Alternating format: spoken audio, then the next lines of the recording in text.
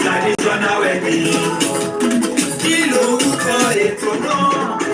Eto Traditional wedding, ètò ìgbéyàwó tó kọ́ni lọ́gbọ́n.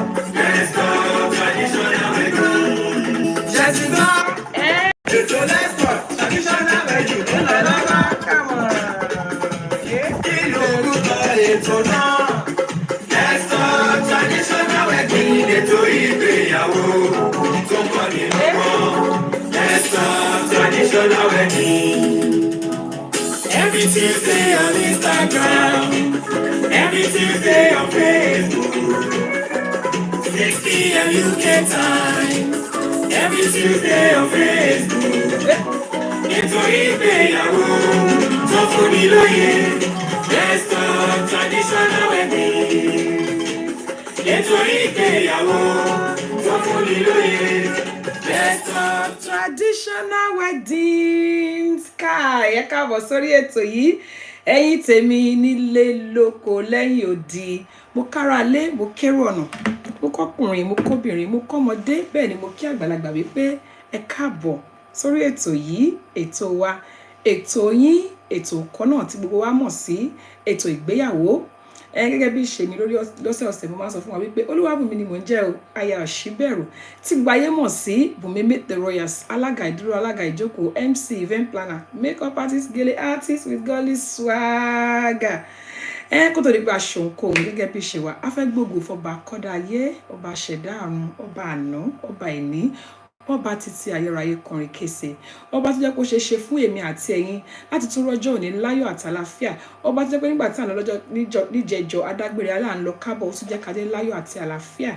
We want to give praise, honor, and adoration to Almighty God that spared my life and the life of everyone that has joined me tonight, and those that will still join me in the course of this event, our program today. Thank you, God Almighty, for sparing our lives, for not allowing any evil to befall any one of us, for not allowing any disaster to come near our dwelling. It's not by power, neither is it by might. It is by your grace. It is just the mercy of God that we are not consumed. Father, we give you praise, we give you honor, we give you adoration. I want to appreciate those that have already joined me, most especially the amazing Iyawo Baba.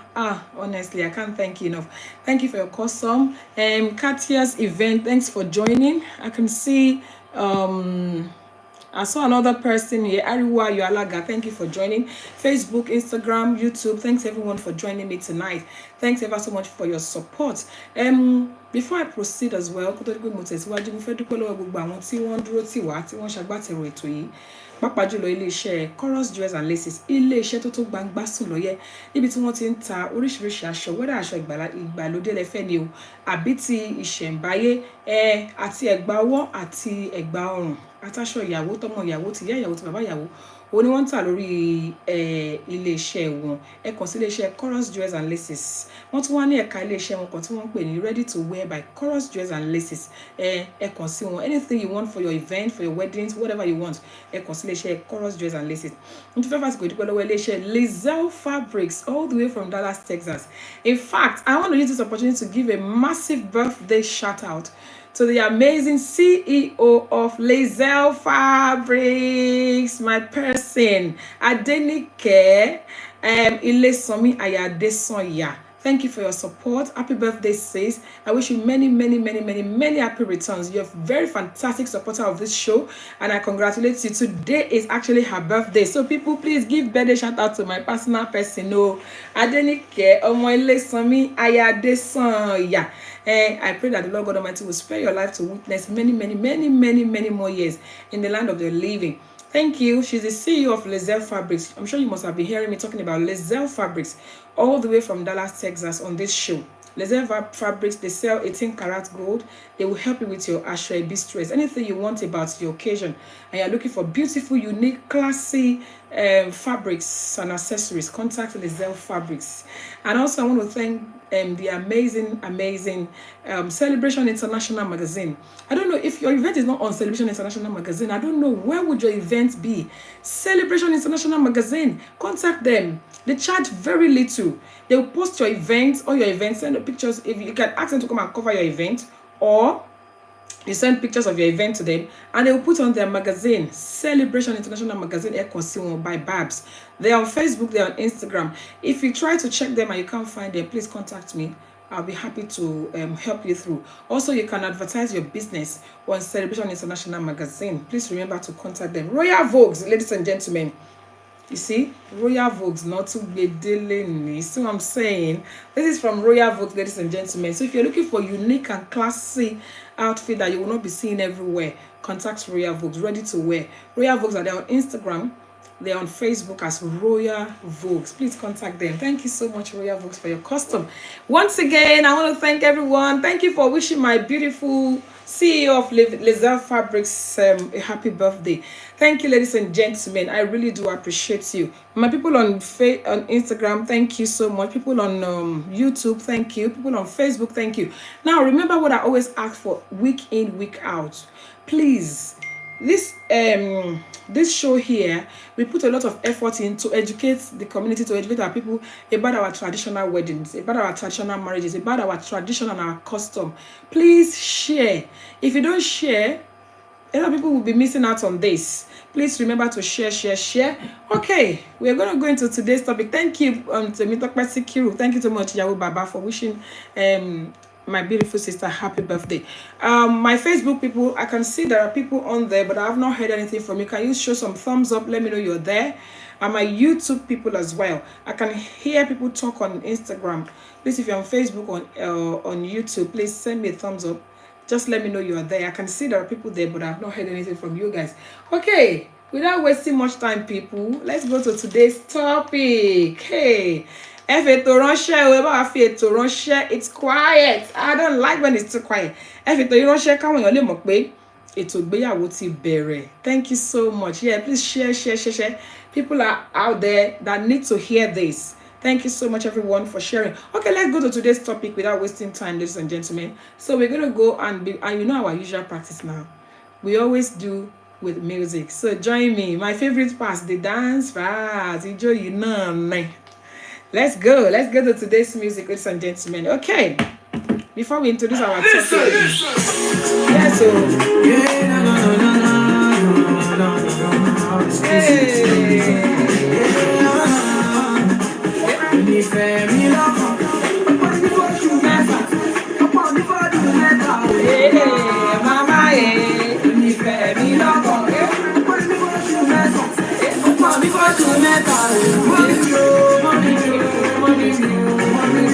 I'll be there for you. I will love you forever. I'll do anything for you. I'm gonna love you forever. Hey, I can share for you. I will love you forever. Yes, so get it. I will love you forever.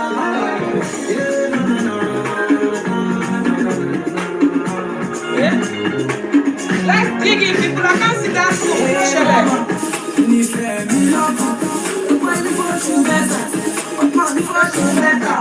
remember to share.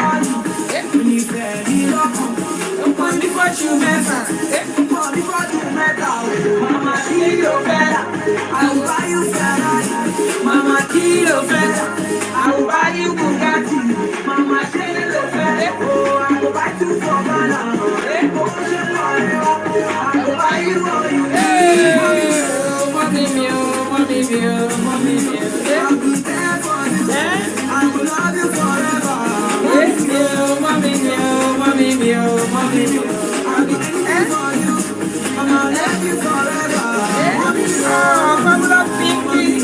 I'll be there for you. I will love you forever. I'll do anything for you. I will love you forever. You know, like, tell me, I don't go love my mom. Tell me why I don't go love my mommy. I'm my daddy. Yes, so thank you, Fabulous Pinky. Thank you, Baba. Thank you. Oh, I said, I like that.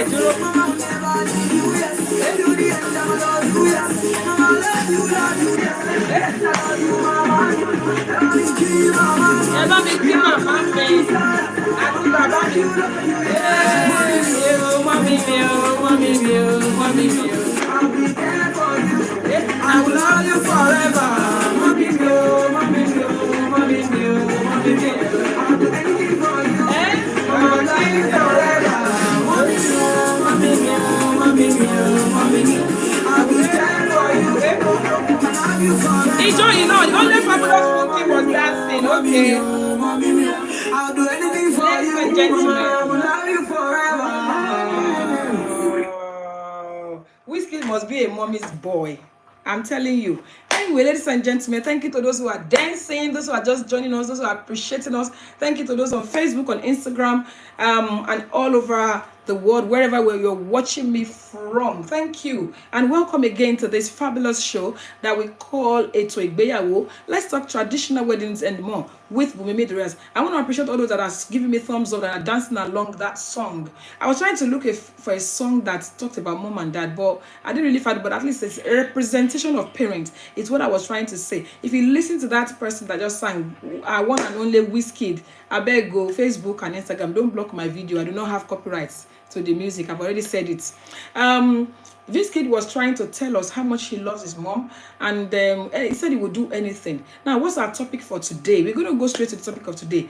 The question is it appropriate for intending couples to propose to each other without parental consent? In fact, without informing parents. A lot of times right now, we see people on the streets, we see them in shopping malls, we see them all over the place. Oh, say yes, say yes, say yes, say yes. And they'll just come home later and say, Mom, I've got someone I was going to marry. And the mom is saying, where is this from? Don't bother to even ask. I've already proposed to the person. Is it all right? It's okay. In our own world, in the tradition that we come from, our Yoruba tradition, ní ilẹ̀ Yorùbá, ṣó lẹ́tọ̀ọ́ kí tọkọtaya tí wọ́n fẹ́ fẹ́ra wọn kí wọ́n ti fìgbà kan dìjọ wà láàrin kó ti sọ fún wọn pé èmi máa fẹ́ ìwọ máa fẹ́ mi o, kó ti pa kó ti kún kó tó sọ fún àwọn òbí wọn. Àwọn say yes, say yes. Ṣó lẹ́tọ̀ọ́? Ìkejì ń bẹ ni wípé ìbéèrè kejì ni wípé ọ̀pọ̀lọpọ̀ mo ti rí lórí ẹ̀rọ ayélujára rí tí obìnrin máa kúnlẹ̀ ẹsẹ̀ kan tó máa fi ọwọ́ kan mú òrùka fún ọkùnrin pé I'm proposing to you. Ṣó lẹ́tọ̀ọ́ gẹ́gẹ́ bí ọmọ Yorùbá àtàtà? Níbi táwa ti wá ṣé nǹkan tó lẹ́tọ̀ọ́ àbòbójúmu ni kí obìnrin kó máa ti kára rẹ̀ béèrè lọ́wọ́ ọkùnrin pé mo fẹ́ fẹ́ ọ, mo fẹ́ fi ẹ́ ṣọkọ. Ẹ jọ̀ọ́, ojú òpó ti ṣe o. +447828500938. Òun ni ẹ̀rọ ìbánisọ̀rọ̀ tẹ́lẹ̀ pè wá sí. Please remember you can call us on +447828500938. If you can't understand Yoruba, tonight what I'm talking about, is it appropriate for intending couples to have proposed to each other without informing their parents? Is it all right? Especially where we come from, African and Yoruba especially, is it appropriate? And then the second one is, nowadays I've seen couples, I've seen women actually proposing to their men. Is it okay? Hello? Hello? Hello? Ẹ kúrọ̀lẹ́ mà, ẹ káàbọ̀ sórí ètò yìí mà, ẹ káàbọ̀ sórí ètò yìí mà. Ẹ gló mà, ẹ káàbọ̀ sórí ètò yìí. Ẹ ṣé mà. Mọ́mì látọjọ́ yìí o. Everybody, Mọ́mì Gbàdámọ́sí is here. Ẹ káàbọ̀ sórí ètò yìí mà. Ẹ káàbọ̀. Ẹ kú ọjọ́ mẹ́ta. Ẹ kú láéláé. Thank you ma. Mo ń gbóríyìn fún yín ní gbogbo ìgbà. Ẹ ṣé mà. Mo ń rí gbogbo bí ẹ ṣe ń ṣe. Ẹ ṣé mà. Ọlọ́run Elédùmarè á túbọ̀ máa wà pẹ̀lú yín. Àmín Jésù. Náà máa lọ síwájú. Àmín mà. Gbogbo bẹ́ẹ̀ ń ṣe ó máa yọrí sí rere. Ilé iṣẹ́ yín náà máa gbèrú di lágbára Ọlọ́run. Àmín Jésù, àmín. Ètò náà mò ń gbúgbọ́ ẹ̀ ní gbogbo ìgbà ni mò ń wò ó. Ẹ ṣé mà. Ẹ ṣé mà. God bless you ma. Ẹ ṣé gbọ́ béèrè wa mà. Àkọ́kọ́ ń bẹ̀, mo fẹ́ kí ẹ bá mi kí aya Adésànyà ní àǹtí Níkẹ́ tó ń ṣe ọjọ́ ìbí. Yes ma. ẹ bá mi kí wọn gan pé wọ́n á ṣe ọ̀pọ̀lọpọ̀ ọdún láyé yìí tí wọ́n ṣe kò ní jẹ́ àṣemọ́ nǹkan rere wọ́n máa dá ṣe ní gbogbo ìgbà wọn àdánmọ wọn sí ẹ bá mi kí wọn gan gidi pé màmá Gbàdàmọ́sí láti Nàìjíríà ní kẹ́ ẹ bá mi kí wọn o. ok màá jíṣẹ́ mà ẹ ṣé mà. lórí ètò tibí tí adẹ̀tẹ̀ béèrè wípé ṣó lẹ́tọ̀ọ́ pé kí ọkọ àti ìyàwó kí wọ́n ti pa kí wọ́n ti kún. èmi kàn fìlì wípé ọkọ àti ìyàwó wọ́n á ti kọ́kọ́ bára wọn sọ̀rọ̀. tí wọ́n bá rí wípé tí wọ́n bá ti bára wọn sọ̀rọ̀ ni wọ́n máa ṣẹ̀ṣẹ̀ wá sọ fún bóyá ìyá sọ fún ìyá ọkọ náà á sọ fún àwọn òbí ẹ̀ wọ́n á wá lọ ṣèwádìí kì í ṣe pé bóyá kí wọ́n ti sọ wípé a ti fẹ́ fẹ́ra wa ṣùgbọ́n ó ti tọ́ lọ́kọ ó fẹ́ lọ́kọ tó dẹ̀ ti mọ̀ pé eléyìí òun ó yẹ kó sọ fún òbí ẹ̀ kí wọ́n lọ ṣèwádìí sí i láti wípé kó mọ ìdílé ibi tí wọ́n fẹ́ lọ bóyá ìdílé yìí ó dára pé kó ọmọ mi lọ síbẹ̀ tàbí kó má lọ sí ibẹ̀ kì í ṣe pé kí wọ́n ti pa kí wọ́n ti kún kó tó di wípé òbí ṣẹ̀ṣẹ̀ máa mọ̀ sí kò yẹ bẹ́ẹ̀. ẹ ṣé mà ó dá ṣó lẹ́tọ̀ọ́ kí ọmọbìnrin máa propose sí ọmọkùnrin. èmi ò rò pé ohun tí káàtẹ̀ wá sọ wípé kò yẹ kó jẹ́ wípé obìnrin ló máa lọ sọ wípé ìwọ ọkùnrin yìí ohùn mi o ọkùnrin ló yẹ kó sọ wípé ìwọ ọmọ yìí ohùn mi kí n fi ẹ́ ṣaya òun náà dẹ̀ tó bá jẹ́ pé òun tóun náà dẹ̀ nífẹ̀ẹ́ sí ni á sọ pé tó ṣùgbọ́n ayé tá a wà ń sìn gbogbo ẹ̀ ti yàtọ̀ bí obìnrin gan alára ló dẹ̀ di wípé wọ́n ń fira wọn ń bẹ ọkùnrin ayé ti yàtọ̀ síta àtijọ́ o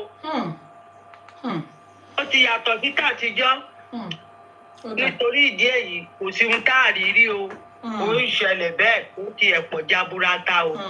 ẹ ṣé màmá wa a máa rí yín bá mà God bless you ma ẹ ṣé gan ni thanks for calling ẹ ṣé ọjọ́ mẹ́ta ọjọ́ kan pẹ̀lú ma ẹ ṣé gan ma God bless you ma a máa rí yín bá o ẹ ṣé ma thank you ma yes ma yes ma ẹ ṣé gan ni mọ́mì àwọn màmá wa Chief Mrs. Gbàdàmọ́sí àwọn ni wọ́n ṣẹ̀ṣẹ̀ bá wa sọ̀rọ̀ tán yìí ìbéèrè tá à ń béèrè bóyá yín ṣẹ̀ṣẹ̀ ń darapọ̀ mọ́ torí mo rí pé àwọn kan tó ti darapọ̀ mọ́ wa lẹ́yìn ètò yìí arábìnrin Olúyẹmí ẹ káàbọ̀ Moture 16 thank you for joining àwọn kan tí ẹ̀ ń sọ̀rọ̀ wọ́n ní mama is back yes mama is back we give God the glory arábìnrin Bukilicious thanks so much for joining tonight please if I missed your name please pardon me probably it has scrolled up what are we talking about tonight the conversation tonight is about is it appropriate for couples intending couples to have proposed to each other before informing their parents without parental consent and also we wanted to ask as well is it okay for a woman to propose to a man because nowadays I've seen it happen I've seen it on social media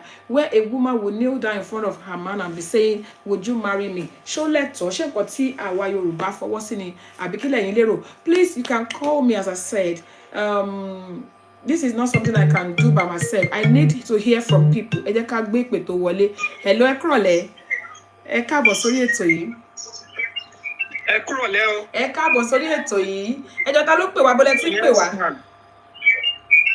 David Olúwafẹ́mi ló ń sọ̀rọ̀. ẹ káàbọ̀ sórí ètò yìí sà ẹjọ́ níbo lẹ tí ń pè wá. láti Ireland. ẹ káàbọ̀ sórí ètò yìí ẹjọ́ bá wa dá sọ̀rọ̀ tó wà nílẹ̀ yìí sà. A fẹ́ dá sétò yẹn ni àkọ́kọ́ èyí tẹ́ sọ pé ṣó lẹ́tọ̀ọ́ wọ́n ti kún ṣé pé ó lẹ́tọ̀ọ́ pé kán ti kọ́kọ́ wọ́n ti propose pẹ̀lú ra wọn bẹ́ẹ̀ni kán ti propose normally obìnrin àtọkùnrin wọ́n gbọ́dọ̀ ti kọ́kọ́ ríra wọn kán ti nífẹ̀ẹ́ ara wọn wọ́n gbọ́dọ̀ ti bára wọn sọ̀rọ̀ wípé òkè àmọ́ fẹ́ fẹ́ gẹ́gẹ́ bí ọkùnrin obìnrin náà gbọ́dọ̀ dẹ̀ ti gbà pé òkè mo fẹ́ fẹ́ gẹ́gẹ́ bí obìnrin that should be the first step after that wọ́n á ṣe à lọ sọ́dọ̀ àwọn òbí wọn wípé mo ti rí ọmọbìnrin tí mo fẹ́ fẹ́ o obìnrin náà lọ sọ́dọ̀ àwọn òbí ẹ̀ pé mo ti rí ọmọkùnrin kan tó wù mí mo fẹ́ fi ṣe ọkọ so after that ni àwọn parents wọ́n ṣe máa ṣe further investigation pé òkè ẹni tó tẹ̀ mú ẹ̀ báwo ló ṣe jẹ́ ilé wo ló ti jẹ́ ṣé léèrè ni so tó bá rí pé wà òkè wọ́n á give consent wọn then the second point nípa pé bóyá kóbìnrin kó propose fún ọkùnrin things are changing That's number one. Number two, ní pé ọ̀pọ̀lọpọ̀ ọkùnrin mi, they are so shy. Wọ́n nífẹ̀ẹ́ ọmọbìnrin yẹn, but wọ́n lè sọ. Wọ́n máa rí inú wa wọn, wọ́n máa dodge, but the confidence is not there. It's not all of them that have the boldness. You know, some of them, maybe they are mommy's boy. Mommy's boy. Ọmọbìnrin bá dẹ̀ rí pé òun nífẹ̀ẹ́, kò sí nǹkan tó bad láti make some move. Èyí tó jù ní pé how the guy now react to it. Because it will not be nice. There are some men who are not mature. To ẹgbẹ́ tóbìnrin bá propose wọn, wọ́n á lọ fi máa bú obìnrin yẹn. But at times it may work out. To ẹgbẹ́ àdéhùn ògbó ẹgbẹ́ nǹkan tí mo tẹ̀ ti fẹ́ ṣe ọmọ yẹn dẹ̀ wà. To ẹgbẹ́ ọkùnrin yẹn máa accept and everything will work fine. So kò sí nǹkan tó jó òrírí. Ẹ ṣeun gan ni sà. Èèyàn gbọ́dọ̀ kú gbé sára kókàn kú síbẹ̀ pé okay àmọ́ nífẹ̀ẹ́ ni. You know, they say what is good for the goose is good for the gander. So it should be both ways. Ẹ ṣeun sà. Ẹ ṣé gan ni o. Ẹ ṣé adúpẹ́ ẹ ṣé tẹ́ bá wa dá sétò ẹ kú làákàyè. A máa rí yín bá o. Gbádùn ètò yín gan. Ẹ ṣé gan ni sà. Ẹ ṣé gan ni sà.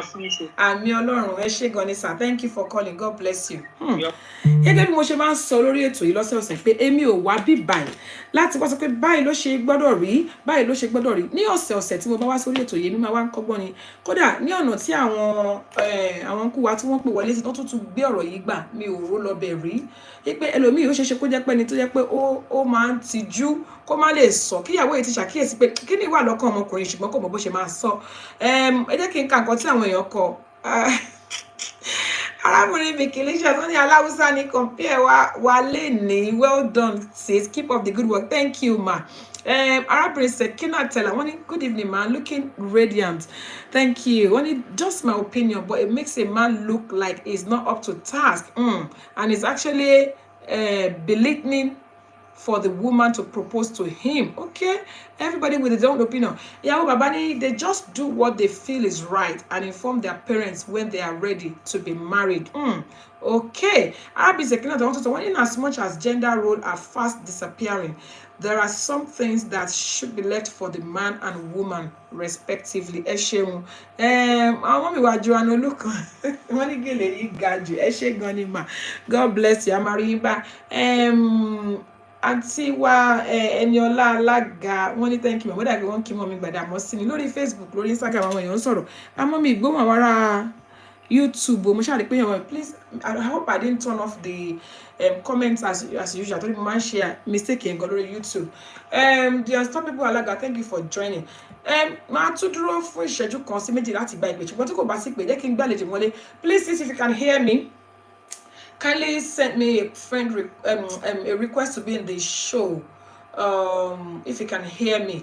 Kí ni Yorùbá ti máa ń pòwe yìí wọ́n ní báyìí là ń ṣe nílé wa èèwọ̀ bòmíì ni that's why I always say on this show there is no one way to do it oríṣiríṣi ìpàdé àwọn èèyàn ti ń sọ láti ẹ̀kan is it okay is it appropriate wípé kí obìnrin kó máa kúnlẹ̀ síwájú ọkùnrin kó máa sọ wípé I propose to you àwọn kan tá à ń sọ lédè nìyẹn then ṣó lẹ́tọ̀ọ́ kí lóòótọ́ la mọ̀ pé ọkọ àtìyàwó àti máa jọ máa ṣeré ojú ọ̀nà ṣó lẹ́tọ̀ọ́ kí tọkọ-tìyàwó kó ti jọ sọ fún wọn because proposal is different from dating ẹ ṣe the Unstoppable Alága wọn ní too much swagalicious sister mi ni mo fi jọ ẹ jẹ́ ń gbé àlejò mi wọlé ká má fi àkókò ṣòfò nítorí pé we have a lot to talk about this evening.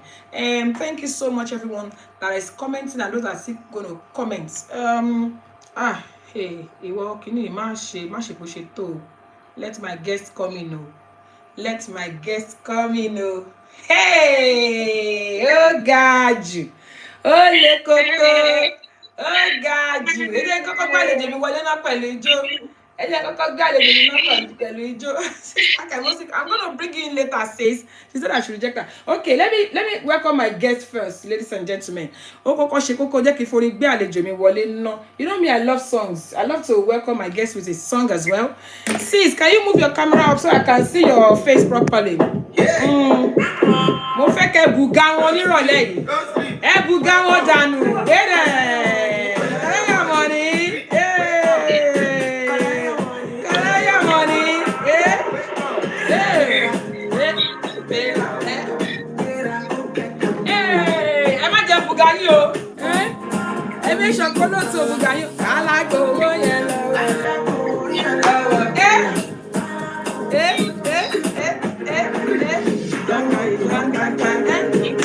so they try kilo kan mi kan person matter o person hey when I got the lance of on the sofa so good Tony Bajel let me see let me see you Buga hey Buga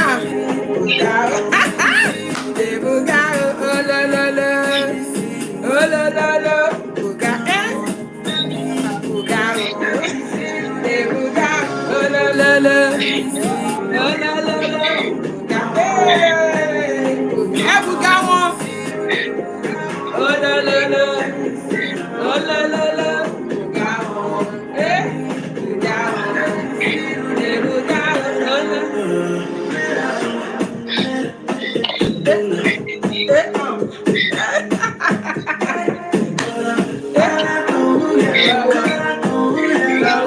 What's like you need?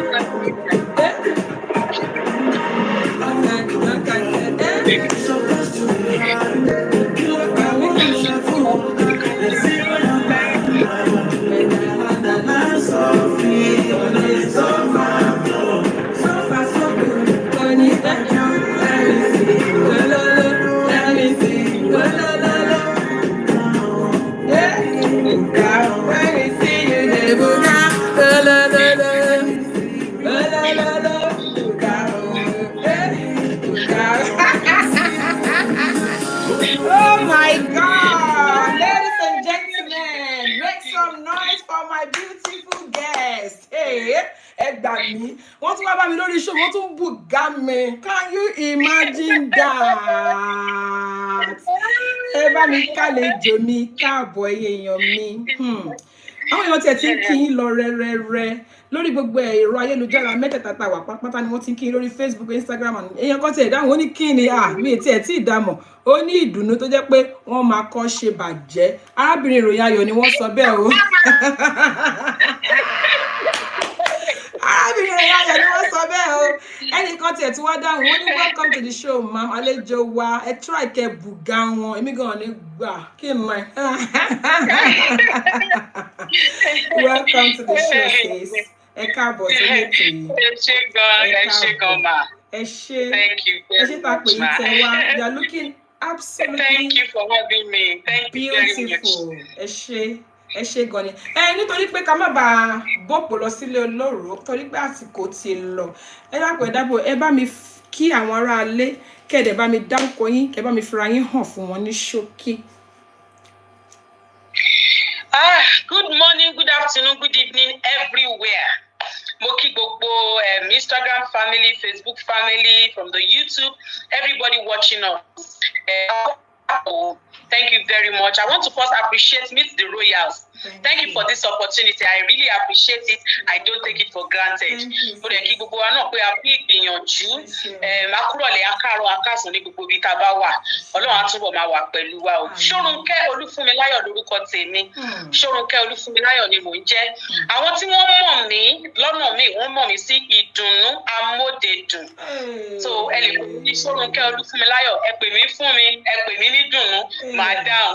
Ẹ ṣé gbọ́dọ̀. Ṣé gbọ́ orúkọ yẹn ṣá ṣé èèyàn gbọ́ orúkọ yẹn ìdùnnú amódedùn ẹ jọ orúkọ yẹn ti lọ dùn jù ó ti lọ wà jù ó ti lọ lovely jù ẹ káàbọ̀ sórí ètò yìí you are looking absolutely beautiful. Thank you for coming on the show. I really appreciate you, Sherry. Àwọn èèyàn jẹ́ bá mi máa tẹ àwọn èèyàn ń tẹ àmì ìfẹ́. They're pressing love. Oh yeah, people, show love to my guests. Oh, show love. People are admiring you. They are appreciating you. Ekoni, welcome. Thank you very much. Ekoni, we welcome our glamorous Alaga. Unique Alaga. One my people. Ẹ mi fa mi fẹ́ hàn. Ó dà lórí Facebook, lórí Instagram, ibi tẹ́ bá wà. Àwọn kan tí ẹ ń gbé kà sókè báyìí. Wọ́n fi thumbs up ránṣẹ́. Ẹ ṣeun. You can't hear. You can't see her. Ẹ má bínú. If you are on Facebook, please come to Instagram. You will see her beautiful face. No, she's not the same person. Ekoni was she our guest last week. It's a different person. The name is similar, but it's a different person. If you want to see her beautiful face, which I will say you should come and see. Oh, fine, today. Hey. Come to Instagram. Tẹ́ bá ń gbọ́ dúdú mo dúdú kì í ṣàìwẹ̀ mọ́. Dúdú mo dúdú. Dúdú mo dúdú kì í ṣàìwẹ̀ mọ́. Kì í ṣàìwẹ̀ mọ́. Ọba òkè ló fún mi láwọ̀ dúdú rárá. Èmi náà rí bẹ́ẹ̀. Ló fún mi láwọ̀ dúdú rárá. Mo ní dúdú mo dúdú. Dúdú mo dúdú kì í ṣàìwẹ̀ mọ́. Kì í ṣàìwẹ̀ mọ́. Yes.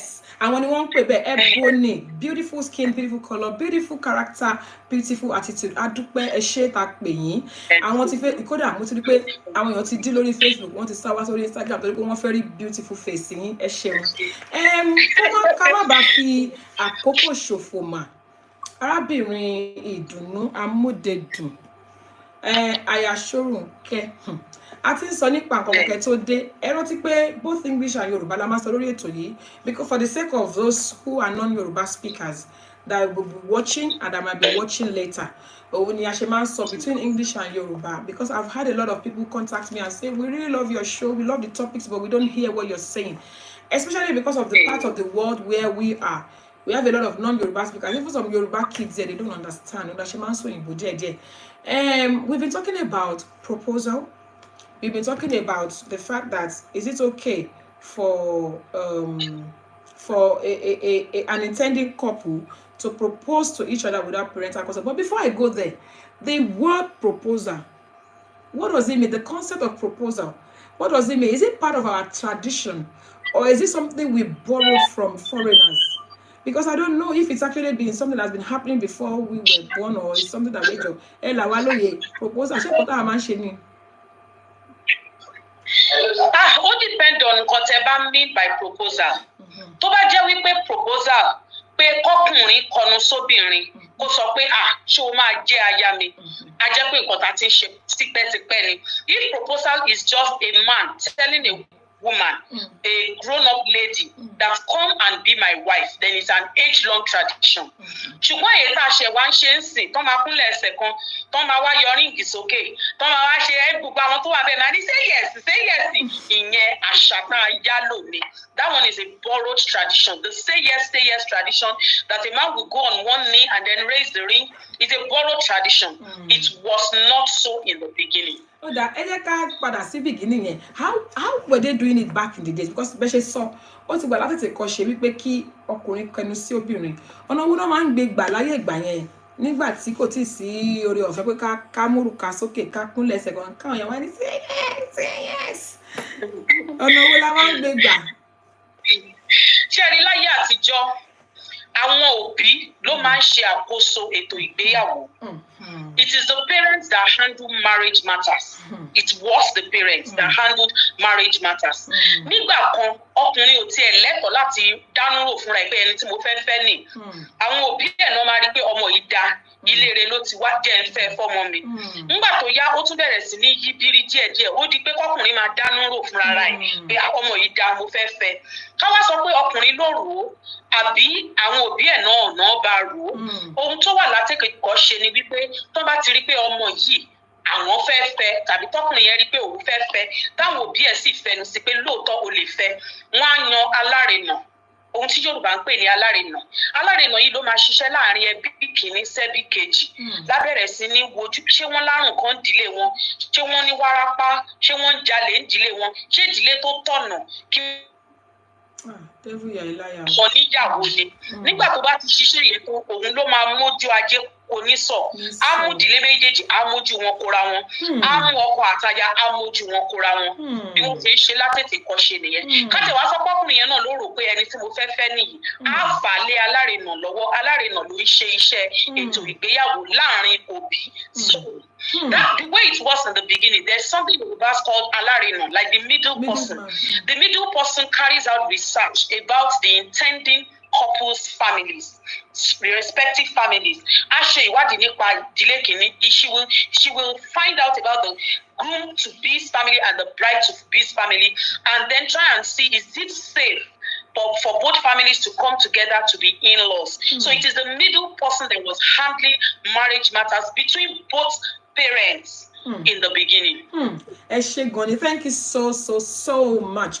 Now, people, I'm sure that a lot of us, wherever you're listening to me tonight, whether you're on Facebook or Instagram, especially for the younger generations, whether you're going to watch this later, much later, you'll be wondering, middle person, really? Was there anything like that back in the days? Yes, that was what it used to be like. And I think we've had an episode of this show as well that came to talk about the issue of Falarion. And I think I'm going to bring it back again because we want to let our younger generation understand how we used to do it back in the days. So there was no way parents would not be aware. Now, let's talk about nowadays, ma'am. Nowadays, we see ShopRites, wherever, shopping mall, eateries, public places, and da. You just see one man kneeling down. When you see crowd gather so quickly with their cameras, even strangers, and they will go, say yes. There's a particular way they do it. What do you think? Let's talk about public proposal. First of all, let's talk about that before going to the fact that whether parents even give consent or not. What do you think about public proposals? Well, I would say public proposal is ultimately wrong. I won't say it's ultimately wrong if it is done wisely. If the correct research has been carried out before the public proposal. You hear these days of public proposals being rejected. A man will just go on one knee, raise up the ring, and the crowd will be shouting, say yes, and the lady will just refuse. It's a lot of embarrassment on the man's side.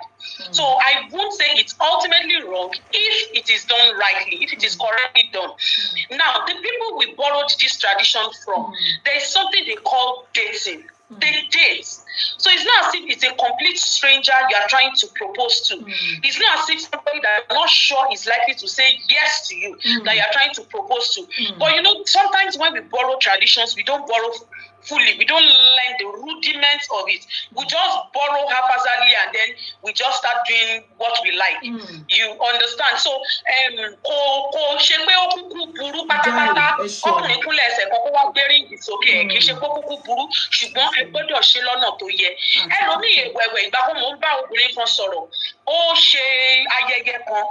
boyfriend òun ti rí ní lọ́kàn pé òun ò fẹ́ jẹ́ bẹ́ẹ̀ lòun fẹ́ fi ṣe ọkùnrin yẹn ní lọ́kàn pé òun máa fẹ́ ní gbangba yahoo ó wá gbé ríǹgì sókè gbogbo èèyàn bẹ̀rẹ̀ sí ní ṣe say yes torí èrò tiẹ̀ pọ̀ obìnrin yẹn kò bá jiyàn ó gba ríǹgì yẹn lọ́jọ́ yẹn ṣùgbọ́n nígbà tó máa fi díjọ́ kejì ó ti yọ ríǹgì dànù tiẹ̀ ìgbà tẹ́mi bá sọ ó ní ta ni òun ò lè fẹ́ tó òun o eléyìí lè máa fẹ́ ṣùgbọ́n ó sọ yes lọ́jọ́ yẹn so àárínú yẹn náà tó máa ń ṣẹlẹ̀ she will say yes and then that later stop wearing the ring or later reject the proposal. Maybe she just accepted the proposal because it's a public place.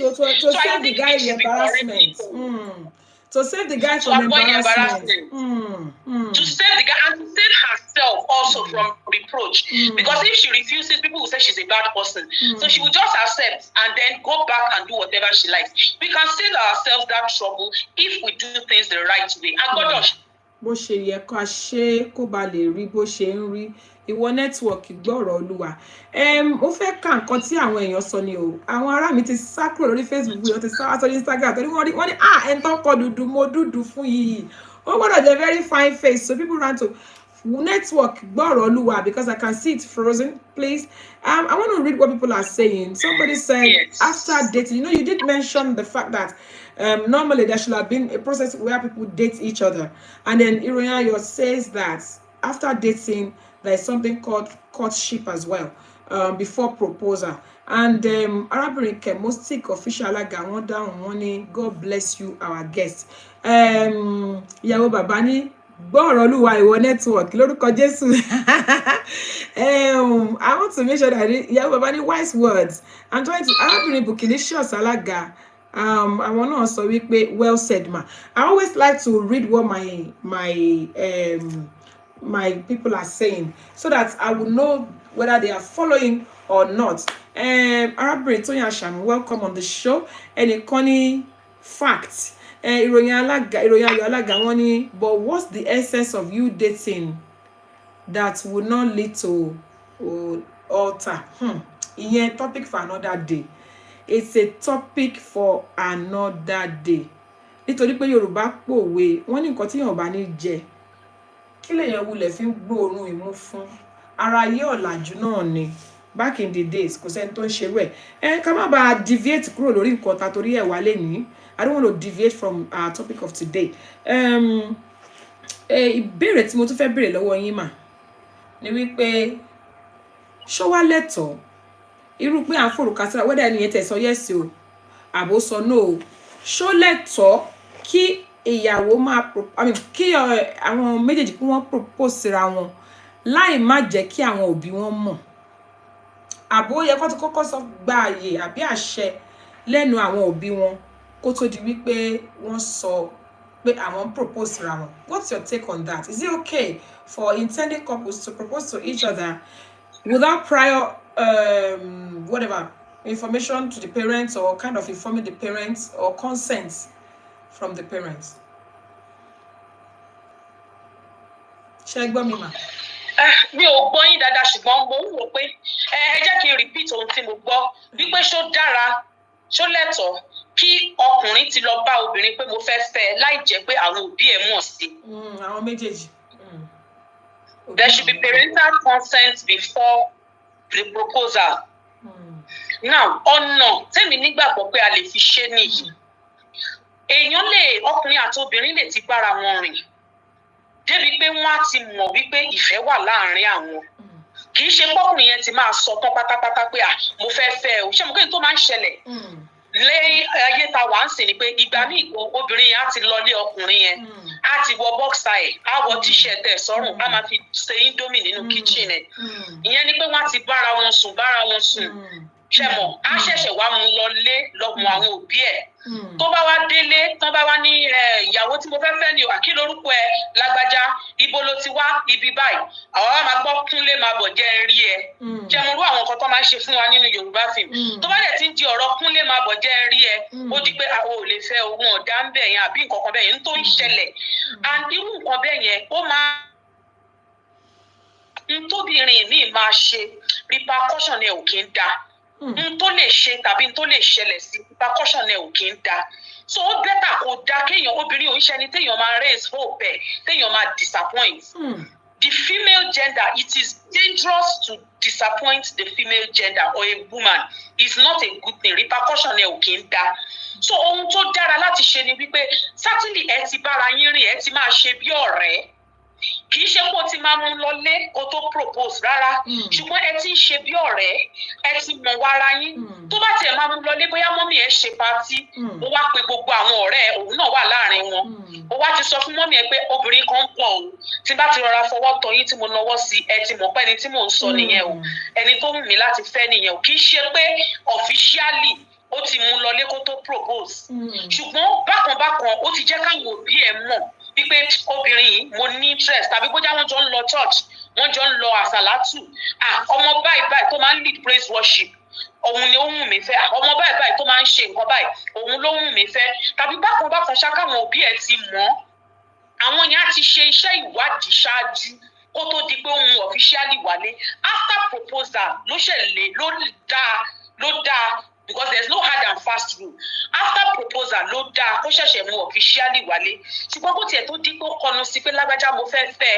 bó jẹ́ ó máa sọ bẹ́ẹ̀ yẹn náà ni o àbó máa ṣe ríǹgì ó ní say yes whichever way tó choose láti propose ohun tó dára ni pé káwọn òbí lè ti láì díà iṣẹ́ tó bá fẹ́ ṣe lé lórí wọ́n á ti ṣe lé lórí tó bá yẹ pé skul kan lọmọ yẹn wà wọ́n lè mọ̀yàn kan ní skul yẹn tó máa lè béèrè bóyá bí iṣẹ́ kan ló ti ń ṣiṣẹ́ ni wọ́n lè ṣèwádìí irú èèyàn báwo ló jẹ́ wọ́n ti mọ̀ ń pa ìdílé lẹ́yìn yẹn tó bá ti sọ pé a ti ṣèwádìí ọmọ yẹn dà bó jẹ́ say yes náà ló fẹ́ ṣe bó jẹ́ ó máa pè jókòó ní pé lágbájá a ti ń ṣọ̀rẹ́ díẹ̀ at least mo ti mọ̀ ẹ́ lọ́rẹ́ mi casually ṣùgbọ́n mo fẹ́ ká move a step further tó máa wá ṣẹ̀wá propose after that will now be the official jẹ́ àjọ lọlé wa jẹ́ ń gbé ẹ lọlé mọ́mì mi ń retí ọmọ ìgbà yẹn ló ṣẹlẹ̀ wá mú lọlé pé àmọ́ mi ò lágbájá tí mo ti ń sọ̀rọ̀ ẹ̀ ni ọmọ yẹn obìnrin yẹn gan ò ní mọ̀ pé wọ́n ti ṣèwádìí tó yẹn ń pa òun àárò pákọ̀ọ́kọ́ tóun ní tiwọn nìyẹn ṣùgbọ́n wọ́n mẹ́yàn tó jẹ́ pé ó dìdí bàbá kan ó dìdí lọ ibi tí àwọn òbí ọmọ yẹn ti ń jọ́sìn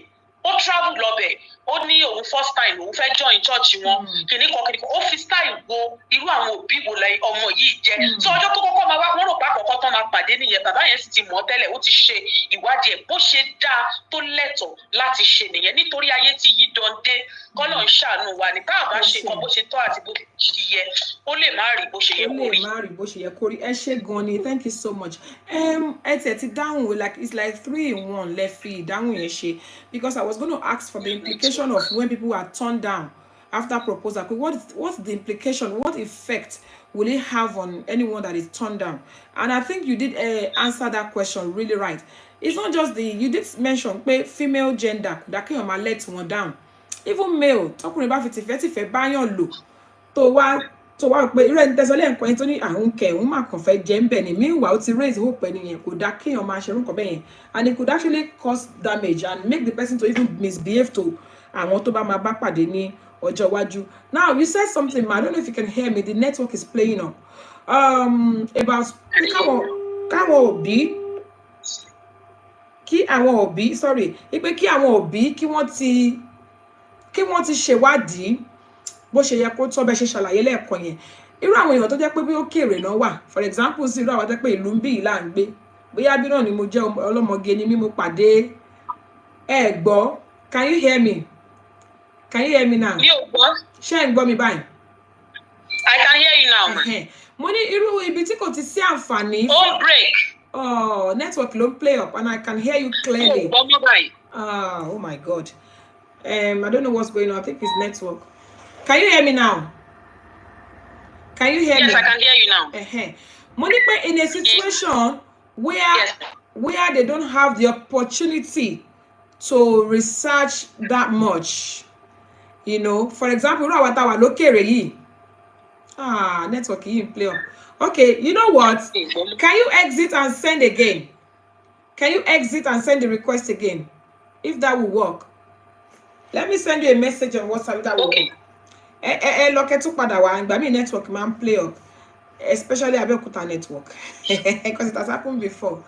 you can you hear me now? Can you hear her, people? Can you hear her? Please let me know if you can hear my guests. I'd like to know if you guys are hearing her.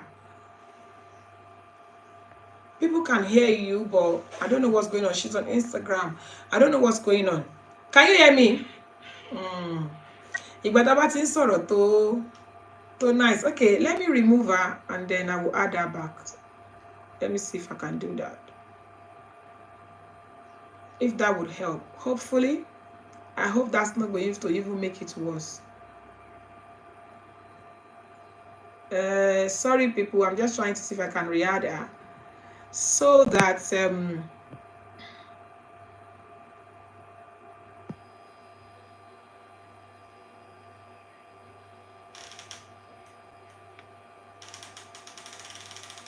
I've sent her a different request. Hopefully. Okay, I'm going to send there. Sorry, guys. Oh, yes.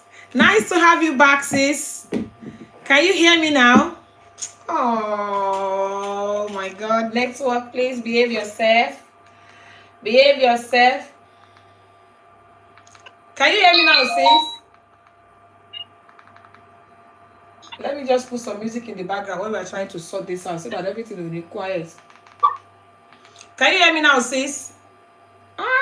Yes, I can hear you now. Okay. I can hear you now. All right. I can move on to Kota and Sonny to make me fẹ́ kí àwọn discussion yìí kó máa end dáadáa bá ṣe fẹ́. Yeah. Ìbéèrè tí mo tún fẹ́ béèrè mà, ṣé ń gbọ́ mi? Ṣé ń gbọ́ mi? Ìbéèrè tí mo tún fẹ́ béèrè. Òun ni wípé ṣé mo wípé níbi báyìí táwa wà yìí àwọn òbí lè má ní àǹfààní láti lọ pé okay ọmọ tó mú wá yìí kíníkan irú ọmọ tó pé wọn lórí ọ̀fẹ́ àtẹ̀tí wádìí or something like that because here in this part of the world when people want to propose to people's children, I've seen it before, a man would have spoken to the parents of the bride wípé mommy, daddy, it may be a surprise, I want to surprise your child. with my proposal to her for her to marry me. But do you agree? Is it okay by you? Share me. Ha, you walking in, má ṣe báyìí. Can you hear me, ma? Can you hear me, sis? Oh my God, oh, kí ló ṣẹlẹ̀? Ó ń lọ, ó ń bọ̀. Okay, share me sing. Yes. Can you hear me? Yes, I can hear you now. I'm talking about, you know, the consent that a man here in this part of the world, Shegbo, in this part of the world, the man that is about to propose to my daughter, for instance, will have spoken to me and my husband and say, Daddy, Mommy, I'm sure you've seen me and your daughter. We've been moving around together for a while, and I'm about to propose to her. Even àwọn òyìnbó, wọ́n máa ń ṣe bẹ́ẹ̀. Irú àwọn nǹkan bẹ́ẹ̀ yẹn là ń sọ nípa pé ó lẹ́tọ̀ọ́ kéèyàn gba àṣẹ. I don't know if it's better to type the question. Okay, let me. Are you using the same phone for WhatsApp? Are you using your WhatsApp phone to do a live show? A live are you using the same phone for WhatsApp? Oh my God. Okay, let me ask her if I can call her, because come on, they're the same phone. Mo tó ń ṣe network Abẹ́òkúta o. Èèyàn tí mo gbé wá láti Abẹ́òkúta last time náà bó ṣe nìyẹn. Sorry people. We're enjoying this thing now. Okay, let me just play the music.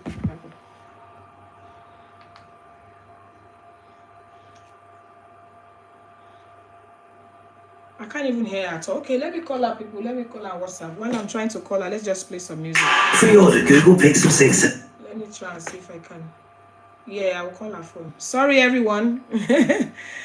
I'm aware the network Abẹ́òkúta ṣe máa ń play up.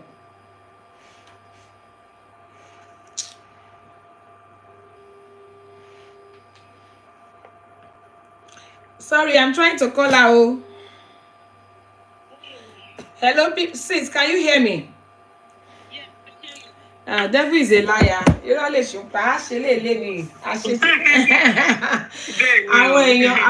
know, people are on, people are waiting to hear from you because it's something that is very, very important that we are talking about tonight. Okay, sis, in I was just trying to shed light into the kind of consent that I was talking about. You said something earlier that parents, some of the things we borrow from these people, we don't learn the rudiments. We don't learn the rudiments of what we borrow from this or foreigners. Like for example, in this part of the world, if you really want to propose to somebody's child, you have to take permission from the parents. I've seen it happen. With our white people.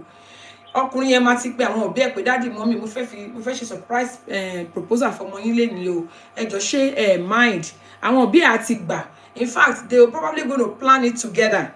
And those are the kind of consent that I'm talking about. That is it okay for someone to just face my daughter and say, will you marry me? Without letting me know. You know? So, in Kotia and Sonic Paniye. But for the sake of time, I will just move on to the next question that I have for you here. Because of time. Ó dàbí pé a ti sọ lẹ́ẹ̀kan yẹn. Ẹnìkan pè wọlé wọ́n ní àwọn orí kan tó ràn gidi nínú ẹ̀ pé ṣó lẹ́tọ̀ọ́ kó jẹ́ obìnrin ló máa propose sí ọkùnrin. Hello? Can you hear me, sis? Yes. Yeah. Mo ní ṣó lẹ́tọ̀ọ́ kí obìnrin propose sí ọkùnrin.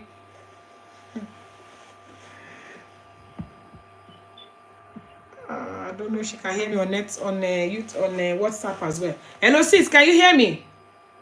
Yes, I can hear you. Yeah. I can hear you clearly. Yeah, my next question is it appropriate for a woman to propose to a man?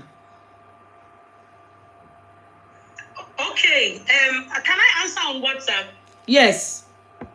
I can answer here. Yeah, people can hear you. Yes, they can hear you. Okay. Yes, thank you, ma. I don't think it is appropriate for a woman to propose to a man.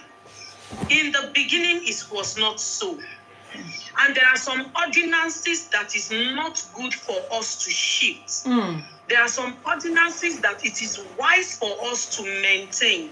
There are some ordinances that apart from nature, even God himself puts there, and it is safe for us to stay under the umbrella of what God and even nature have put there. So naturally, a man is a natural hunter. The way God created a man goes out to hunt. That's the nature of a man. A man sees, likes what he sees, and then goes out to hunt it. That's not the way women are created. And let's go to the Holy Book. The Holy Book says, he that findeth the wife findeth a good thing. So it's better to stay safe under created ordinances. Now, let's now go back to social life. If you go as a woman to propose to a man, number one, you have reduced your value before that man. Even if the man is a matured man. See, inside, I usually tell people, inside every man, there's a little boy. Inside every man, there is that little boy. So that little boy is going to come out one day and...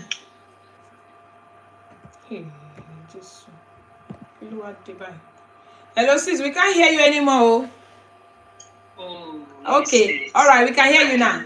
Yeah, we can hear you now. Yeah, I think what you buy. So I'm trying to say that it is not wise. It is not advisable. Even nature does not support it. And even God that created us, I'm not too sure he put that ordinance in place for it to be like that.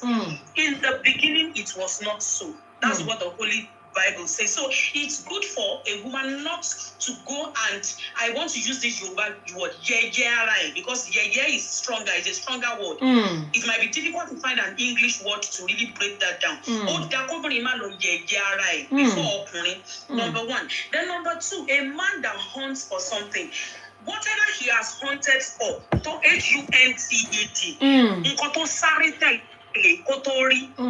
appreciate it, and he will keep it better. But the woman who goes all out to propose to the man, you have yourself, like I use the language like that. That is, the woman has brought down her value before that man, and in the future, the man will not hold her in such high esteem as he should hold her if she didn't go and propose to the man. So I won't say it's advisable. However, because the person that called in the other time said, fine, we have men who are shy, who don't know how to express themselves. There's a way you can go about it. You can speak to an elder who... Oh my God. Hello? Oh, this is so interesting. Why they should change? Yay! I can hear you clearly. Okay, now we can hear you back. It just went off for a second. Yeah, we can hear you now. Okay, I keep hearing you clearly. Yeah. All right, so I'm saying that the woman there's a way you will move around a man that will make that man notice you. Dress well, smell nice, and start asking for, if he's a student like you, borrow books from him that you need or you don't need. You understand? You attend the same church or fellowship, just be a friend. It gives an opening for the man. It gives that man the opportunity to say what is on his mind. And if you are trying to make yourself available without being desperate, there's a way a woman can act desperate. The woman will know that, and there's a way you make yourself available to a man without necessarily making yourself look desperate. So you can make yourself available such that the man would boost his own confidence to talk to you. Most men who don't have such confidence is because the woman is far. The woman is so far and aloof. So for him to start coming to you is difficult. But make yourself a little more available. Since you have that interest. Or worst case, speak to an elderly person, a counselor, a marriage counselor, a religious leader, a parent figure, somebody who will be able to call that man and say, have you seen this lady? Have you noticed her? And the man is likely to say something like, that girl, no, she's very difficult, she's strict and this. And the man will say, what if she's interested in you? Something that creates an opening for the man to come. But I think it should be the man hunting and not the other way around. Wow. Thank you. Wow. Ẹ jọ̀ọ́, ẹ̀yin èèyàn mi, ẹ bá mi ṣá àlejò mi ní àtẹ́wọ́, because what she just said now is something that I would suggest as well, that rather than going to kneel down in front of a man as a woman, personally, my own opinion, I don't believe in that. Somebody is trying to call us in, and I have someone on the phone. Sister Bookilicious Alaga, please send us a request on Instagram. if you can hear me, to join the, somebody's trying to make a contribution. And if I do pick that call, I'm going to end this. I'm going to end this one, and I don't want to. Okay, sis, I do have another question for you, ma, because this thing has really eaten up. It has really eaten up our time, but I want to make sure that we cover it as much as possible. What are the spiritual, cultural, and physical implications of proposing without informing parents?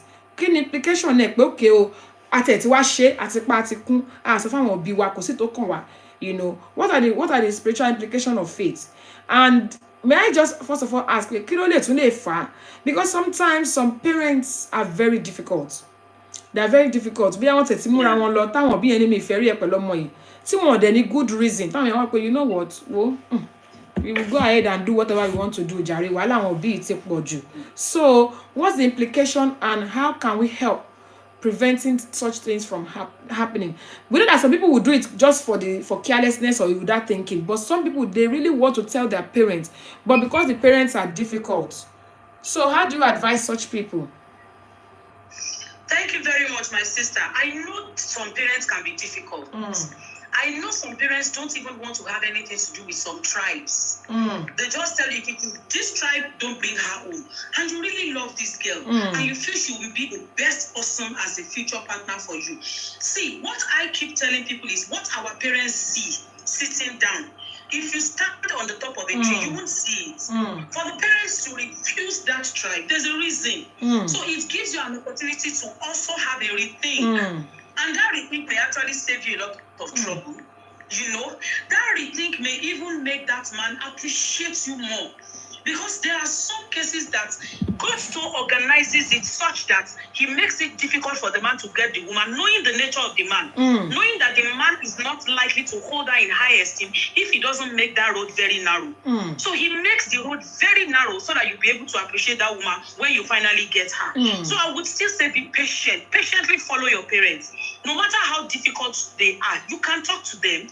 You can, if you can't talk to them, you can write a letter to your parents. I don't think it should even be that bad. But as much as possible, it's good to carry parents along. You were talking about the physical, social, and spiritual implications. Yes. Now, let me first start with the spiritual. God made our parents as a covering for us. There is a type of covering that it is good not to remove. The Holy Book says, he that breaks the edge, a serpent will bite. Some things are around us as hedges of protection. Some things are over us as coverings of protection, and it's better not to remove those coverings so that a serpent will not come and bite us. I don't want to start dwelling on what serpents represent. Serpents will represent many things, so that we will not have a serpent biting us, it is better not to remove that covering. That's the spiritual implication. You may have a lot of things happening. It's fine, it gives space to the devil. Sometimes you have to do things such that when the accuser comes, he will have no place in you. That's what Jesus said. He said, when the accuser comes, he will have no place in you. So we have to walk such that you don't give a foothold for whatever negativity wants to come into our life. I don't know if I'm making a point there. Yes. Then, of course, the social implication is that you have not honored your parents. That lady is not likely to honor your parents. That lady is not likely. But if the lady knows that one way or the other, the parents were involved, even before she came in, she's going to put them in high esteem. But if the lady feels like, after all, it's my boyfriend that is feeding the parents, or it's my fiancé that is feeding the parents, so she starts acting somehow. She feels even the guy does not honor his parents. So why do I have to honor them? What's my own? I don't know if you get that. Yes, we'll get it. And the social, well, I am hearing it for the first time today that where you are, it is even cultural for you to seek the consent of the parents before. I'm just knowing that for the first time. And of course, if there is a law and you go against it, you can be punished with the arms of the law.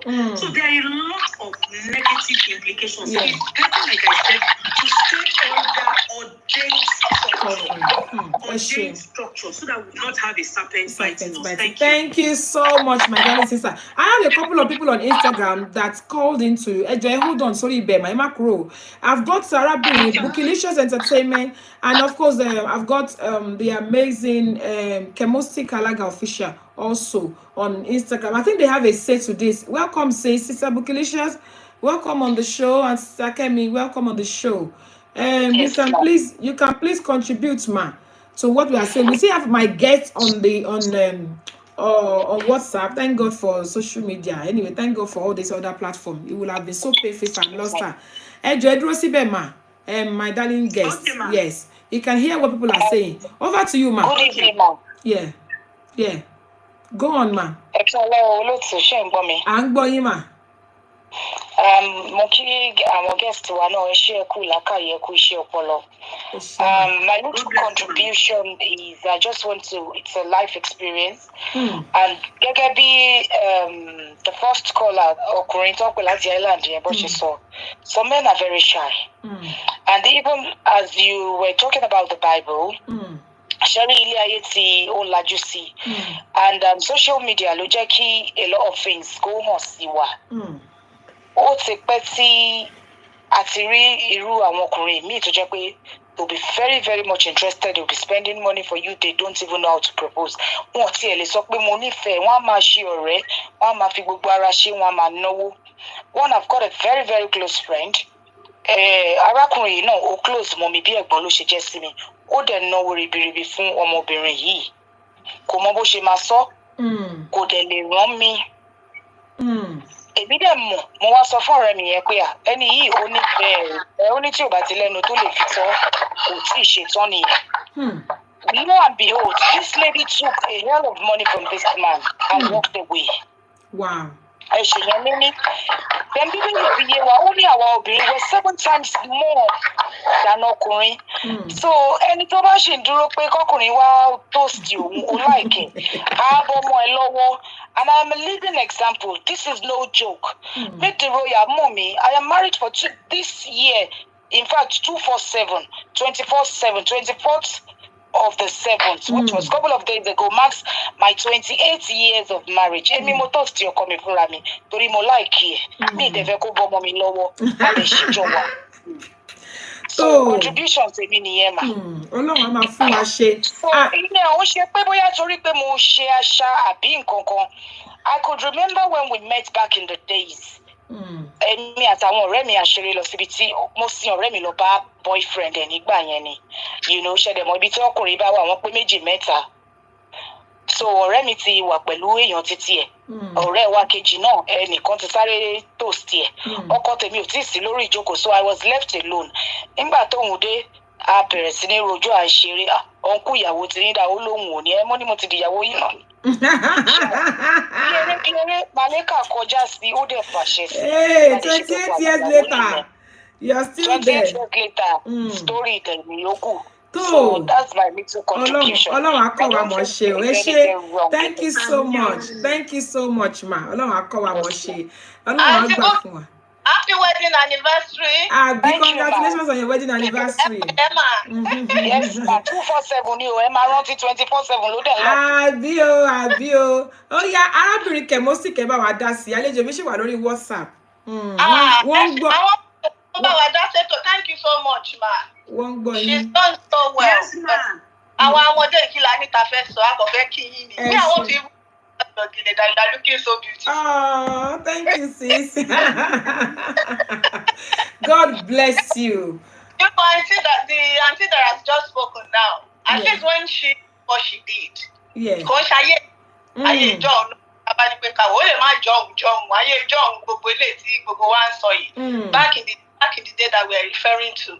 Now, funky years ago. I get it, so, and for me, this is just my opinion. I don't think there is anything wrong with any, either obìnrin propose or ọkùnrin propose.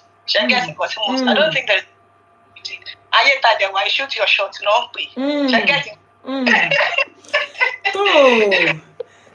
Ọkùnrin lè ṣe ó lè má lè sọ. Ṣẹ́gẹ̀. Kálẹ̀ lọ ti ń ṣe lè ti pẹ̀lú náà bá shoot shot because ìgbà tí mo kéré oníbọ̀bọ̀ kan tí mo láì kò ní Oh my God. Ẹ má jẹ́ kọ́kọ́ mi gbọ́ o. Àbí o, mo fẹ́ sọ pé a gbọ́dọ̀ edit bíbá, a gbọ́dọ̀ mute bíbá yìí ni o. Anyway, we all had crushes back in the day, though we thank God. Oluwa de ti dari ese yin, we give glory to God for where you are at the moment. I think, yeah, I think the instinct should be there as well. And as Holy Spirit, as some of us that are Christians, we always do everything spiritual. Let the Spirit lead you. And the fact that lágbájá ti ṣe kò mí pé ẹlòmíì náà gbọ́dọ̀ ṣe, èèyàn gbọ́dọ̀ mọ súra ẹni tó tún lọ kọnu sí. For the other. Because there are some people that will say ẹ ṣe bọ́ ọ̀rẹ́ mi ṣe tó máa bu wọn lọ́wọ́ kọ́lọ́n kó gbà fún wa, àti tí ó jà wá la dẹnu kọ àti tó jà wọn náà dẹnu kọ wá kọ́lọ́n kó ṣáà gbà fún wa ni. When it comes to the issue of marriage, nobody is perfect. Kí má bàa waste time àlejò Mr. Chemostic, Ọlọ́run, I can never thank you enough. You're always amazing, honestly. God bless you. Ẹ ṣé. I really appreciate you. Thank you so much. Kí má bàa kàn gbé àlejò mi. Èèyàn kan tí ẹ̀ ń kí yín ó lọ́mọ yé mi. Àwọn tí yín wà ń bí o. Chemolicious 94. Wọ́n kí yín. Arábìnrin ìdùnnú amóde dùn ẹ ṣé gan ni mà. Ó dáa, nítorí pé àkókò ti lọ, ẹ jọ̀ọ́ ẹ bá mi sọ kí ni àwọn ibi tí a ti lè rí yín, nítorí pé mo rí pé unfortunately the network dey really waste time wa. I know you are a genius in what you do. And anyway, ladies and gentlemen, if you are hearing me tonight, this is the best alaga in the whole of Abeokuta. So please, Idunamodedu, tell us, how can we see you? We are don't pro Nigeria, don't feel Abeokuta wa ṣe ìyàwó toni amidire as mo wa alaga Abeokuta. Ẹ jẹ́ bá wa sọ báwo la ṣe lè rí ní Abeokuta àti ní gbogbo bí tẹ́ bá lè travel lọ. Ṣé gan actually òṣìṣẹ́ ìjọba ni mí, so Ogun State Housing Corporation ni mo ti ń ṣiṣẹ́. Ẹ lè pàdé mi níbẹ̀. Ìdí-àbá ni mò ń gbé. Ṣùgbọ́n lórí Instagram, ẹ lè pàdé mi lórí Instagram Alága Ìdùnnú on Instagram, Facebook Alága Ìdùnnú. I have a website too, www.alagaidunu.com.ng. We have a website, so you can check us on any of those platforms. And if you get to our Instagram page, Lori Bio ní Instagram, ẹ lè rí phone number, then if you contact wa níbẹ̀. Ẹ wò, mi ò lè nìkan dúpẹ́ lọ́wọ́ yín tán. In fact, the name, I feel like saying that name all over and over again. Alaga Ìdùnnú amóde dùn. Come on, I love the name so much. Ẹ ṣé gan gidi ni. Tí mo pè yín tí ẹ wá. In fact, I gave her a very short notice because there was a topic that was supposed to come up. I was supposed to contact her for next week, but the person, something came up for that person. I contacted her such a short notice and she did not even stress me. She just said yes. Ẹ wo, èèyàn kan báyìí lẹ máa pè, ìgbà èèyàn ló máa jẹ yín. Ẹ ṣé mo dúpẹ́ lọ́wọ́ yín o. Ṣé ní bẹ́ ṣe ń ṣe tọ́lọ́run bá yín ṣe tẹ́ ń lù tó ń dún lórúkọ Jésù ẹ̀ ní ìlú ìyá alágbára Ọlọ́run. Ìgbéyàwó tiyín náà tó ti wá ńlá dùn lórúkọ Jésù Kristi. Ìgbéyàwó yóò ní padà dìbàjẹ́. Gbogbo òdòdó tí Ọlọ́run fi ṣe wà sínú ìgbéyàwó yín wọn ní rẹ̀ dànù lójú ẹ̀mí. Ẹ bá dúpẹ́ lọ́wọ́ dádì tí wọ́n jẹ́ kẹ́ wá sórí ètò yìí o. We really appreciate you. Iṣẹ́ yóò ní díṣẹ́ mọ́ yín lọ́wọ́. I'm grateful. I appreciate this opportunity. Thank you so much. Lórúkọ Jésù ẹ máa mọ̀ ṣe o, ẹ ní ṣìṣọ ẹ ní tẹnu bí o. Àmín Ọlọ́run. Àmín. Aláwa tí ẹ ń wò yìí o, àwa ni shining stars. Ẹ ṣé gan ni my darling sister. God bless you. Ẹ bá mi kí gbogbo ilé o. God bless you. Thank you so much. Gbogbo yẹn bá mi ká àlejò mi o. Àwọn èèyàn ń kí yín, wọ́n ń gbóríyìn fún yín ní gbogbo ìkànnì mẹ́tẹ̀ẹ̀ta tá tí ń wò yín. Àwọn èèyàn ń tẹ àmì ìfẹ́. They are showing love. They are appreciating you. They are waving at you. Ẹ ṣé gan ni. God bless you. Ẹ bá mi kí gbogbo ilé o. Many thanks, sis. God bless you. All right, sis. Thank you. Bye. Bye, sis. Bye. Ẹ̀yin èèyàn wa, gẹ́gẹ́ bí mo ṣe máa ń sọ ní gbogbo ọ̀sẹ̀ wípé ó máa ń wù ní ká jẹran pẹ́ lẹ́nu, àmọ́ òfàànà fún òkè ń gbà fún wa. Nẹ́tíwọ̀kì máa ń sábà ṣe kárámọ́ wa, máa halẹ̀ mọ́ wa, ṣùgbọ́n ṣá bó ṣe ń dúnkokò tó Ọlọ́run ṣáà gba gbogbo ògo. Kí la sọ lénìí? A sọ nípa pé ṣó lẹ́tọ̀ọ́ kéèyàn propose sí ara wọn gẹ́gẹ́ bí ìyàwó àtọkọ láì má sọ fáwọn òbí. Àwọn kan ní ó lẹ́tọ̀ọ́, àwọn kan ní kò lẹ́tọ̀ọ́. Àmọ́ bó ti wù lábẹ́ bó ti wù kó rí, èyí tí èèyàn bá ti rí pé Olúwa gbà fóun òní kò ṣe, àní ṣìṣe àní ṣìwàwò. Yorùbá bọ̀ wọ́n ní ẹni tí kòkó ẹ̀ bá yè òun ló mọ̀ ọ́ lọ. Ẹni tó fẹ́ náà rẹ̀ propose tí ìgbéyàwó wọn ń dún tó ń dùn á nítorí pé òun sọ ni eléyìí tí kò propose tí nǹkan ṣẹlẹ̀ á ní àkálò òun dẹ̀ ti mọ̀ ní kóun propose olúwa má jà ṣìṣe má jà ṣìwàwù má wàá jẹ́ ká fẹ́ wá ara wa ṣera wa whatever the case may be ẹ jẹ́ ká gbàdúrà ká fi gbogbo nǹkan sọ́wọ́ ọlọ́run ọba ẹ̀yin ká wá ní ìrìjì báyìí lọ lórí ètò gbogbo àwọn èèyàn pátá tó bá mi dá sétò lẹ́nu wà láì mi tẹ̀lé dúpẹ́ lọ́wọ́ yín tó ẹ ṣé ẹ kú gbogbo ìgbà ẹ kú fẹ́ inú mi dùn gidi gan ni láti máa rí ní gbogbo ọ̀sẹ̀ ṣókí báyìí òun lọ́bẹ̀ oge òkè dùn kó pọ̀ bẹ́ẹ̀ ni kì í pọ̀ kó dùn a tún ti ń lọ lọ́sẹ̀ yìí èmi Olúwabùnmi aya Òṣìbẹ̀rù ni mo wá fún dágbére fún gbogbo yín pé lílọ ni mò ń lọ yìí ogun lọ kò dé kò ní bá mi ogun ó dé kò bá wọn kò wà ní bá yín lórúkọ Jésù nígbà tí bá máa fi dé níwòye ọjọ́ mẹ́jọ àlàáfíà àti ìdùnnú àtayọ̀ tí mo fi yín sílẹ̀ sí òun náà ni máa padà wá bá yín kó tí mo lè mú kó rí ogun igbe oró igbe orò kò ní ké lọ́dọ̀ ẹnì kọ̀ọ̀kan wa gbogbo àwọn agbátẹrù wa ẹ ṣeun Chorus Dress and Laces ẹ ṣeun Laser Fabrics ẹ ṣeun iléeṣẹ́ Royal Vogues ẹ ṣeun iléeṣẹ́ Celebrity International Magazine ẹ ṣeun TK Delight ẹ ṣeun gbogbo àwọn tí wọ́n ń ṣagbátẹrù tí wọ́n ń bá wa dúró sórí ètò yìí ẹ ṣeun mo dúpẹ́ ẹyẹ yẹn wa lọ́sẹ̀ tó ń bọ̀ lọ́la Ọlọ́run á tún pàdé láyọ̀ wọ́n fàtí pé sọ fún wa pé láyọ̀ láyọ̀ la ó máa pàdé o mo ní láyọ̀ láyọ̀ la ó máa pàdé o ẹ̀yin ò ní forígun èmi ò ní fẹsẹ̀ kọ o mọ́tò yòówù ká lè wọ̀ kó ní forí sọ̀gì o láyọ̀ láyọ̀ la ó máa láyọ̀ láyọ̀ la ó máa pàdé láyọ̀ láyọ̀ la ó máa pàdé. Thank you so much everybody. See you next week by the grace of God. God bless you. Thank you so much. Ẹ ṣé ẹ kú gbogbo ìgbà. God bless you. Traditional wedding. Gbogbo lólùfẹ́ rẹ̀ mú etí rẹ̀ nìyí. Traditional wedding. Ẹ̀kú lóríṣiríṣi wedding kì í ṣèwé. Traditional wedding. Kí lorúkọ ètò náà? Traditional wedding. Ètò ìgbéyàwó tó kọ́ni lọ́gbọ́n. Traditional wedding. Ètò traditional wedding ó lọ lọ́wọ́. Kí lorúkọ ètò náà? Traditional wedding. Ètò ìgbéyàwó tó kọ́ni lọ́gbọ́n. Traditional wedding. Every Tuesday on Instagram, every Tuesday on Facebook, 6 p.m. UK time, every Tuesday on Facebook. Ètò ìgbéyàwó tó fún mi lóye, best of traditional wedding. Ètò ìgbéyàwó tó fún mi lóye, best of traditional wedding. Thank you so much everybody. See you next week by the special grace of God. Thank you so much. Bye. God bless you.